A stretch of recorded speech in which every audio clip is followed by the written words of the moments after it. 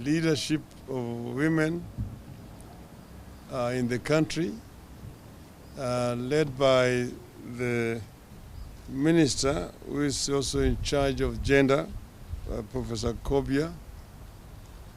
And we have had a very fruitful discussion this morning.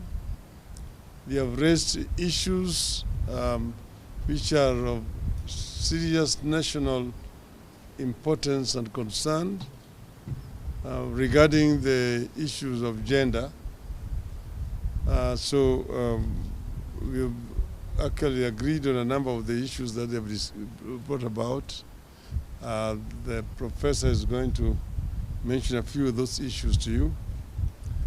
But I just want to mention that we are keen to ensure that Kenya becomes an equal society where there's respect for gender, and that we talk about gender, every gender, male and female,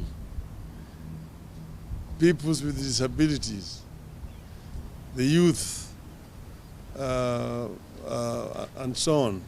This is part and parcel of the discussions which have been going on during the Building Bridges initiative. And as you know that right now, the drafting of the final document is at a very advanced stage, and the concerns that were raised by this team is to ensure that the issues that are affecting women are actually captured in the final document, which is going to be released shortly. We, myself and President Uhuru Kenyatta, did agree that we want to bring the country together, to bring the people of Kenya together to think as one people, to deal with issues of ethnicity, issues of gender inequality, issues of disability in our country, so that our country can be able to achieve and realize its potential, so that we can be able to realize the Kenyan dream as coined by the founding fathers of our nation, which talks of a God-fearing nation, where justice is our shield and defender, where we live in unity, peace and liberty, and plenty is found within our borders. That plenty will come through the sweat and toil of our people. And that cannot be if one half of the population is excluded from the nation building. We must be an inclusive society that makes use of all the potential that is available in our country.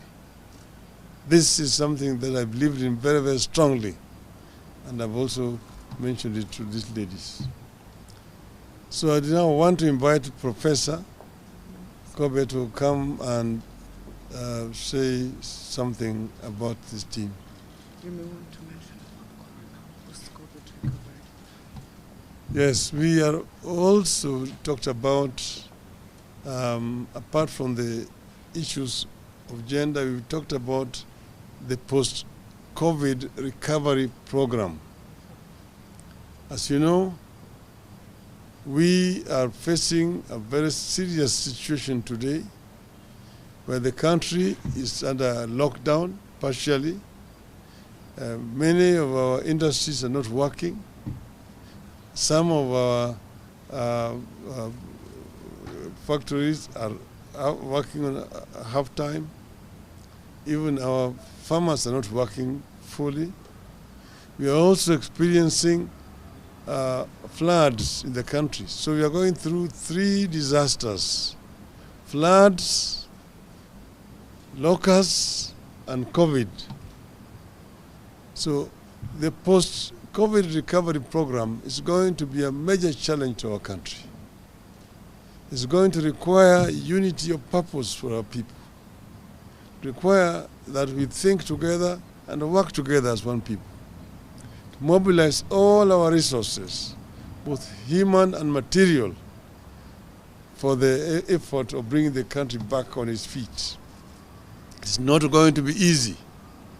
A strategy is being designed to deal with it, but it requires the cooperation and participation of each and every one of us.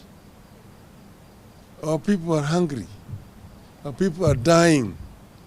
Some because of COVID, some because of floods all over the country. And we feel for them. We feel for the people who are losing their loved ones.